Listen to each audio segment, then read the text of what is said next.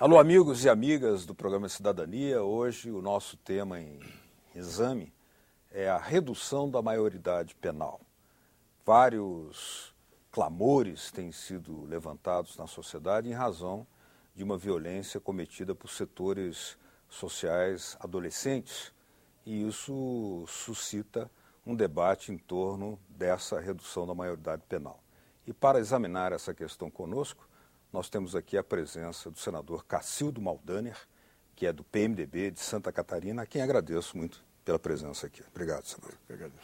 Senador, recentemente o senhor fez um discurso onde, além de dizer que ainda não tinha uma posição definida, mas alertava que o debate tem que ser profundo em torno desse tema e que não se pode mais ignorar o clamor forte da sociedade em razão desses crimes praticados por adolescentes. Qual é o ponto de vista que o senhor introduz nesse debate? Olha, na verdade, Beto, isso não vem de hoje. Esse é um tema que eu recordo quando o governador do meu estado, Santa Catarina, já a gente se defrontava com isso no dia a dia. De jovens, como fazer, adolescentes, como é que vai ser a correção disso, de que maneira. E à época, algumas questões que estão hoje nem estavam em pauta praticamente, como por exemplo o tráfico. Tá? E a coisa veio aumentando hoje, uma coisa efervescente no Brasil. É muito efervescente. Hoje a questão prisional, como é que se pratica, como é que se é tratado isso, na questão da correção, na questão da reeducação dos nossos presos no Brasil. E aí a questão dos jovens, que é um assunto muito presente, há um clamor, conforme falaste no início, a nível nacional. Não que nós estejamos aqui com algum princípio de como se resolver isso, e não queremos nem sermos o caminho da verdade, não, da solução. Mas o debate, ele deve existir. Nós não podemos fugir de nos encontrarmos, de debatermos com quem entende, com quem lida com isso, com psicólogos, com pessoas que trabalham com isso, com professores, com os que atendem nas prisões, as pessoas dedicadas a esse campo, autoridades, os setores representativos da sociedade, para vermos o que é melhor. Veja bem, Beto, o Ministério da Justiça informou que em junho do ano passado, junho de 2011, nós tínhamos no Brasil em torno de 500 mil de presos, 513 mil prisioneiros, mais ou menos, tá? Faltando 200 mil vagas. Tá? Veja bem, e desses 513 mil presos, 50% mais ou menos são jovens, veja esse estudo, jovens de 18 a 25 anos. Veja bem, de jovens de 18 a 25 anos. A metade desse 500 mil de presos no Brasil. E o outro detalhe, a maioria desses jovens não tem o curso fundamental. Não tem o curso fundamental. E 110 mil desses que estão detidos, mais ou menos, é por parte de tráfico, que os entorpecentes, o crack, etc., lidam com isso, com aquilo. Então, se a gente começa a analisar isso, alguma coisa não vai bem. E que está sendo recuperado, quer dizer, que estão tratando, reeducando desses 513 mil, tem em torno de 8, alguma coisa por cento. 43 mil, mais ou menos, de prisioneiros que estão sendo reeducados. Isso é um levantamento que o Ministério da Justiça forneceu agora, ano passado, na metade do ano, mais ou menos. Certo. Então, por ali, nós vamos ver que nós precisamos nos deparar. Uma das questões que até no meu estado o pessoal tem levantado, e às vezes alguns defendem também, que as concentrações de prisões, isso gera uma questão meia... Lógico, a logística é melhor, mas para tratar, para tentar reeducar, uns dizem assim, por que não descentralizar? Por que não fazer com que em cada região dos seus estados, os delinquentes, os que precisam, que foram apenados para poderem pagar suas penas, não ficam no seu habitat, na sua região, ou na sua comarca, presídios menores, que atendam de acordo com a população daquela região, e aí teria mais facilidade de acordo com o meio ambiente, reeducá-los para a sociedade. A concentração dificulta a reeducação. A concentração traz gente de tudo que é lado e mistura tudo. Aquilo vira um negócio. Fora do controle, quase. O controle, costumes outros, isso aí tem que ser do pau, da marra. Bota segurança, bate, vira, fica. Aí dá, alguns lideram o movimento e usam esses, que às vezes gostariam até de se reencontrar na sociedade, usam como elementos para poder usar de fazer rebeliões e aquele negócio todo, aí vira uma loucura. Tá? Às vezes até os dispositivos de segurança ficam reféns disso tudo, é isso, é o tráfico, aquele negócio todo. Então há essa ideia, por que não discutir de descentralizar, a coisa seria mais prática, mais calma, não criaria esses barulhos, é dessa região, é daquela, então cada um arca o seu ônus, claro que com a participação do Estado, tá? Mas temos que resolver o problema na sua região. Não, cometeu aqui nessa região, empurra tudo, montou tudo numa região. Hoje é uma resistência. No meu estado também, para construir um presídio regional, ninguém quer. Né? Pratico lá, aí vem que nem o lixo, levar o lixo daqui e montou tudo lá. Não é assim também, né? Embora o lixo hoje tem muito resultado, mas não pode ser assim também. Tem uma riqueza no Tem uma riqueza, mas tem que ser tudo determinado, descentralizado. Então, essa é uma questão. A outra aí veio o jovem, a sua pergunta, e é um debate nacional. Menor de 18 anos. Os menores de 18 anos. Como é que vai se fazer? É uma situação, veja bem, hoje, de acordo com o Estatuto da Criança e do Adolescente, né, até os 12 anos incompletos é considerado criança. Né, criança.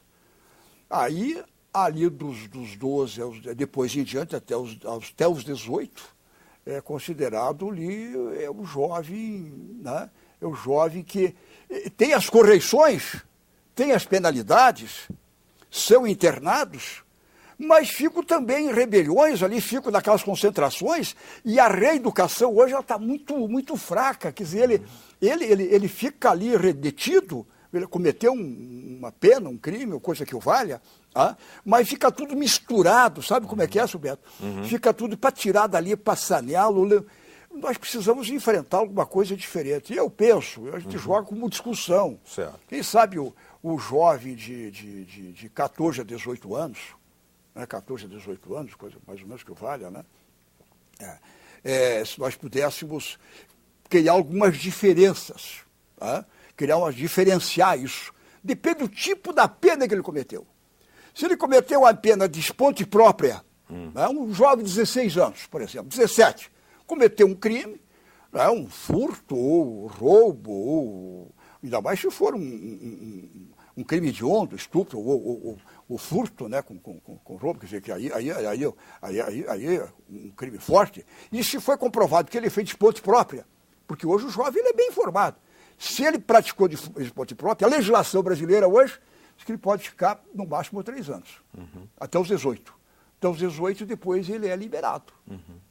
Mas se ele praticou com 16, com 17 anos um crime de esponte própria, um crime violento, que ele não pode depois dos 18 ser liberado, porque daí, sabe, olha, eu pratico, eu posso ficar detido 1 ano, coisa que eu falo, depois eu sou liberado.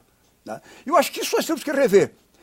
Eu acho que a outra questão, Beto, que nós tínhamos que analisar, que muitos desses jovens também, né, eles são usados como laranja.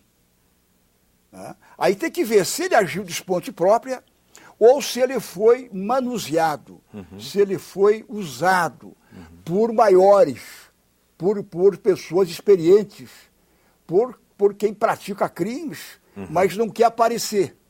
Se comprovado que alguém aliciou o jovem, claro que já existe hoje no nosso código o crime de aliciamento. Mas nós tínhamos que rever isso, que se comprovar que o jovem foi aliciado, o aliciador, além dele ser condenado, ele tem que receber uma pena maior. Adicional. Por ter manipulado. E essa pena adicional, se comprovar que o jovem ele fez aquilo porque foi induzido, a pena dele será minimizada. Mas, senador, nessa linha que o senhor está colocando aqui, o que precisa ser revisto, né? Muita coisa, né? As políticas de reeducação, as políticas prisionais, mas tem algo que precisará ser revisto, pelo menos nesse debate que vai ser recolocado aqui no Senado, a matéria vai entrar em pauta novamente no Senado, que é a revisão da Constituição nesse caso, né? Porque para baixar a maioridade penal é preciso revisar também aquele artigo 228, onde o menor é considerado inimputável, né? Até os 18 anos é inimputável, e também há um debate constitucional aí de que isso estaria dentro daquele quadro dos direitos individuais, ou seja, para mudar a Constituição nisso seria um... Como é que o senhor analisa esse problema, essa questão de mudar a Constituição? Nada é perene. Inclusive, isso não é uma cláusula pétrea também. Então, nada é perene. Nós temos que analisar até no mundo, mais ou menos, né? Hoje, por exemplo, nos Estados Unidos, na Inglaterra, até não tem idade.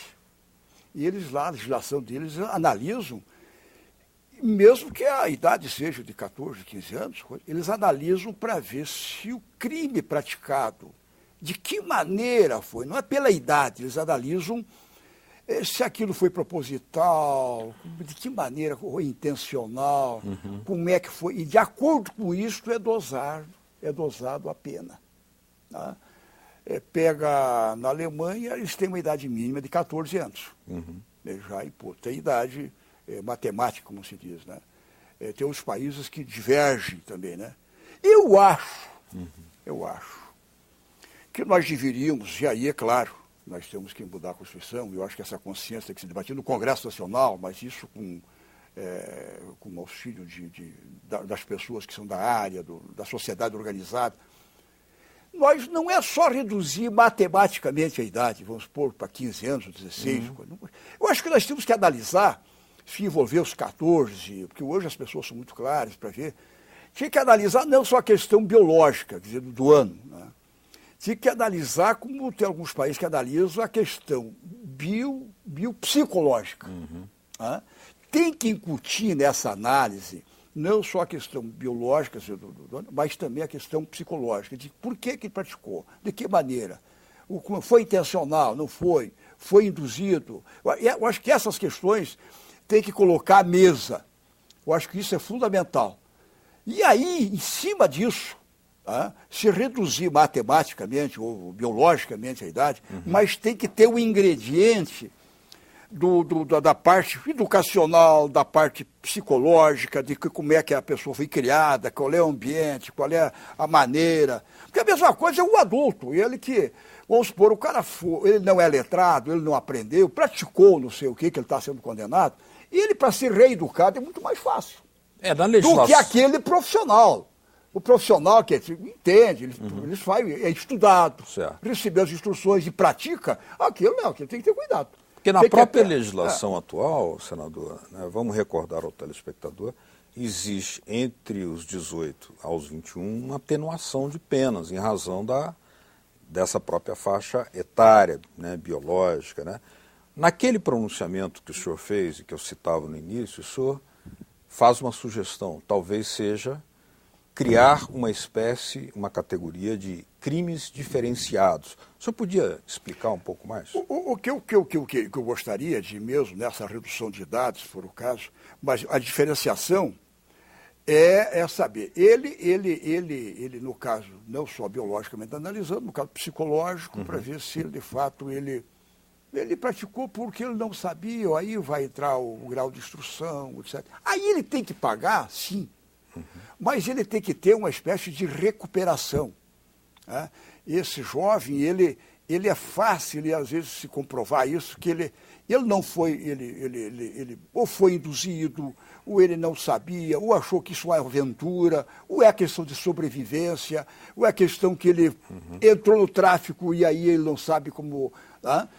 Aí esse tem que ter um tratamento diferenciado. Não pode pegar esse jovem e jogar na prisão que estão os adultos. Aliás, dos 18 aos 21 ou mais dos 21, joga tudo lá dentro amontoado. Aquilo dá uma loucura. Imagine se 5 mil presos. joga jovens desses no meio daquilo. Exatamente. O que é que vai dar isso à sociedade? Não tem mais jeito, o Estado só vai gastar e vai sofrer depois. Se aumentar o contingente prisional nessa situação que o senhor descreveu, que já é caótica praticamente, não tem jeito. Vai ser muito mais complexo. Então tem que diferenciar, nós temos que ter gente que cuide disso, né? Analisar bem a vida pregressa, como é que é, o comportamento. Eu acho que essas questões são fundamentais, que é muito mais fácil para recuperar. E também, se o cara de fato, ele foi de ponta própria, não foi induzido por ninguém, não foi usado por laranja, né? E ele mesmo age, também aí tem que ter.